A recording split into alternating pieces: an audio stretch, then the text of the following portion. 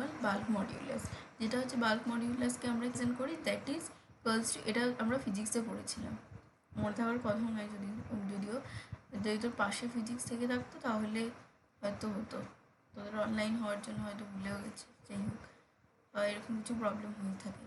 তো that is equals to minus V of del P del V del T. তো 5 number হচ্ছে লিখ it has very low thermal expansion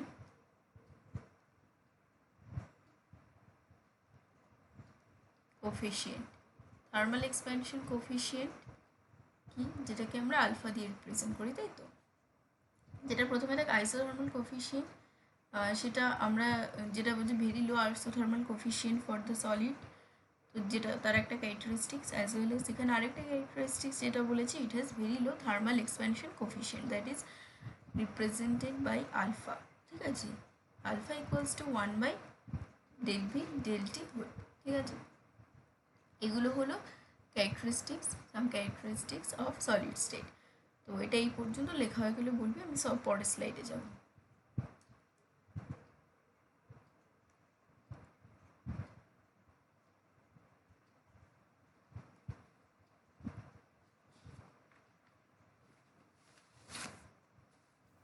হ্যাঁ দিবে, হয়ে গেছে।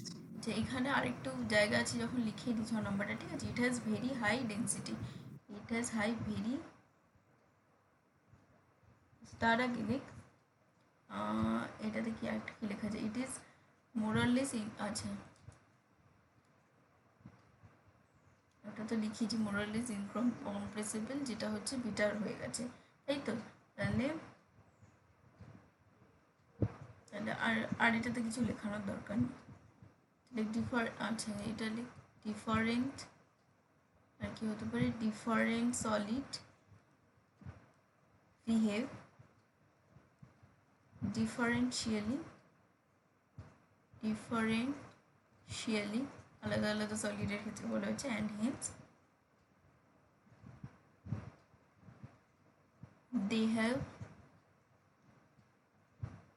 no common equilibrium of state. ওকে, এটা 6 নম্বরে লিখে দিই। আর এই কটাই ভুলে হবে, যদি কোয়েশ্চেন আসে বেসিক্যালি সিওর কোয়েশ্চেন, আমি এরকম কোনো ডিরেক্ট কোয়েশ্চেন দেখিনি যে ক্যারেক্টারিস্টিক লিখতে দিয়েছে সলিড স্টেটের, এগুলো বেসিক্যালি প্রিলিমিনারি জিনিস, যেগুলো বলতে হয়, জেনে রাখা দরকার, আদারওয়াইজ এরকম কোনো কোয়েশ্চেন আসে না, বেসিক্যালি নিউমেরিক্যালস আসে সলিড স্টেট থেকে প্রথম কথা, তারপর আসে যেটা হচ্ছে সেটা তোর আছে মানে মিলার ইন্ডিসেস বার করা, যেটা করাবো তোদের হয়তো লাস্টের দিকে লেকচারে করাবো, আর বাকি আসে এরকম টাইপের কোয়েশ্চেন আসে বলতো, যেগুলো হচ্ছে তোর এই এসসিসি ল্যাটিস রিলেটেড কোয়েশ্চেন আসে, ঠিক আছে? তো সেক্ষেত্রে এটা হয়ে গেছে তো। হ্যাঁ দিবে।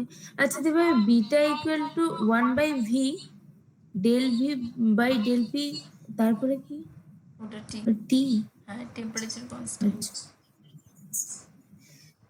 ঠিক আছে? আর দেখ এটা আলফার ক্ষেত্রে আবার সেটা উল্টো, del P by del T কোনো প্রেশার কনস্ট্যান্ট, ঠিক আছে?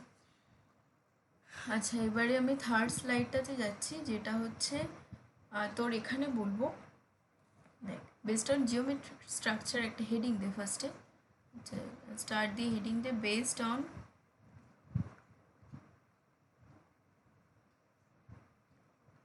geometric structure and patterns দুভাগে ভাগ করা যায়, ঠিক আছে? দুটো টাইপ আছে, সেটা হচ্ছে ফার্স্ট ওয়ান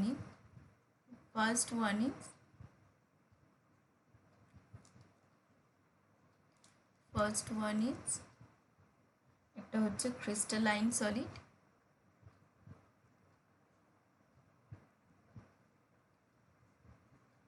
আর 2 নাম্বার হচ্ছে অ্যামরফাস সলিড, ঠিক আছে? এবারে আমরা জানবো যে ক্রিস্টালাইন সলিড কোনটা, অ্যামরফাস সলিড কোনটা। এখানে দেখতেই পাচ্ছিস যে দুটো ছবি দেওয়া আছে, তোর মানে তোদের দেখে তোরা এমনিই বলতে পারবি যে এটা হচ্ছে ক্রিস্টালাইন সলিড, ঠিক আছে, তার একটা পার্টিকুলার শেপ আছে। ঠিক আছে, তো আমি আগে এটা লেখাই, তারপর নোটটা লিখ এখানে কোনটাকে আমরা ক্রিস্টালাইন সলিড বলছি। it has regular geometric structure। এবার ডান দিকে যে স্ট্রাকচারটা আছে, মানে ধর এটাকে আমি নাম্বার 1 দিলাম, এটাকে 2 দিলাম। ঠিক আছে, 2 নাম্বার যে স্ট্রাকচারটা আছে সেখানে দেখতে পাচ্ছিস একটা পার্টিকুলার তোর একটা জিওমেট্রিক স্ট্রাকচার দেখতে পাচ্ছিস, দ্যাট ইজ আ রেগুলার মানে স্ট্রাকচার, রেগুলার জিওমেট্রিক স্ট্রাকচার। এরকম ক্রিস্টালের স্ট্রাকচার এরকম হয়, যেটা তোদের একটা প্রিলিমিনারি আইডিয়া তোদের অবশ্যই আছে। এর এক্ষেত্রে দেখ অ্যামরফাস সলিড তাহলে কোনটাকে বলছে, যেখানে হচ্ছে অবভিয়াসলি এর অপোজিটটাই কিছু হবে। তো যেটা এটা দেখি ছবিটা দেখে বুঝতে পারছিস, যেটা আর কি এমনি ব্লিঙ্ক করছে এমনি, যাই হোক। তো এটা হচ্ছে যেটার কোনো পার্টিকুলার জিওমেট্রিক স্ট্রাকচার নেই। ঠিক আছে, যেটাতে পার্টিকুলার জিওমেট্রিক স্ট্রাকচার থাকছে, যেটা আমরা ক্রিস্টালাইন সলিড বলছি। বেসিক্যালি আমরা ওটা নিয়েই কথা বলবো সলিড স্টেটে। আচ্ছা, যেই স্ট্রাকচারগুলো নিয়ে আমরা কথা বলবো, সে যে যাদের একটা রেগুলার বা ডেফিনিট একটা স্ট্রাকচার আছে, জিওমেট্রিক স্ট্রাকচার, আর যেটা নিই সেটাকে বলা হচ্ছে অ্যামরফাস সলিড। ঠিক আছে, এটা নিয়ে বেসিক্যালি আমরা কথা বলবো না, কিন্তু তবুও আমরা এরপরে দেখবো যে ক্রিস্টালাইন সলিড আর অ্যামরফাস সলিডের মধ্যে ডিফারেন্সটা কী। তো সেক্ষেত্রে এটা লেখ, নো রেগুলার জিওমেট্রিক স্ট্রাকচার। ঠিক আছে, সেটা হচ্ছে অ্যামরফাস সলিড, যেটা হচ্ছে এটা। আর এখানে যে এই ছবিটা আছে, এটা হচ্ছে ক্রিস্টালাইন সলিডের একটা রেগুলার জিওমেট্রিক স্ট্রাকচার। ঠিক আছে, পরের স্লাইডে যাচ্ছি, যেখানে প্রথমেই দেখ আমি বললাম যে নেক্সট যেটা আসছে সেটা হচ্ছে features of crystalline and amorphous solid. যে তার মধ্যেই আমরা বলবো যে ক্রিস্টালাইন সলিডের মানে ক্যারেক্টারিস্টিক্সগুলো আমরা জেনে নেবো, আর amorphous solid as well as amorphous সলিডেরও আমরা ক্যারেক্টারিস্টিক্স জেনে নেবো। ইভেন আমাদের দুটো যে ডিফারেন্স কী, আমরা কী দিয়ে আলাদা করছি দুটোকে, তো সেটাও আমরা জেনে নেবো। তো ক্রিস্টালাইন সলিডের ফার্স্টে নাম্বার 1 দিয়ে লিখ হ্যাজ লং রেঞ্জ অর্ডার। এর ক্ষেত্রে নিশ্চয়ই অপোজিটটাই হবে, তাহলে এটাতে হবে no long range order but it can have short range order।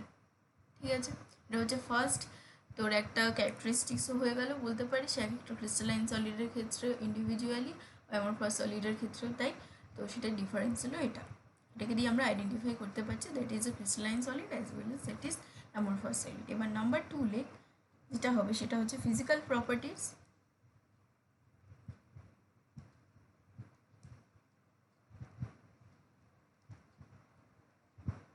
R direction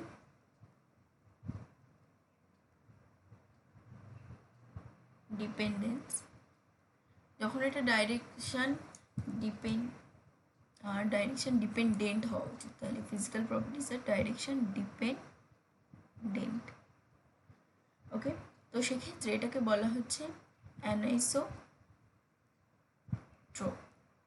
ঠিক আছে, আর এখানে 2 নম্বরে লিখ, তাহলে অপোজিট কেসই হবে physical properties have no direction properties are direction dependent and physical properties have no direction dependence, মানে ডাইরেকশনের উপর ডিপেন্ডেন্ট নয়, ডাইরেকশন ডিপেন্ডেন্স।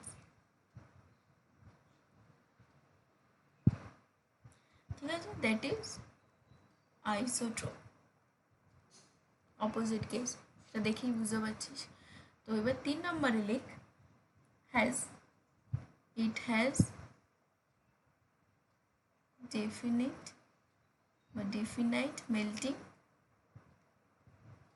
point,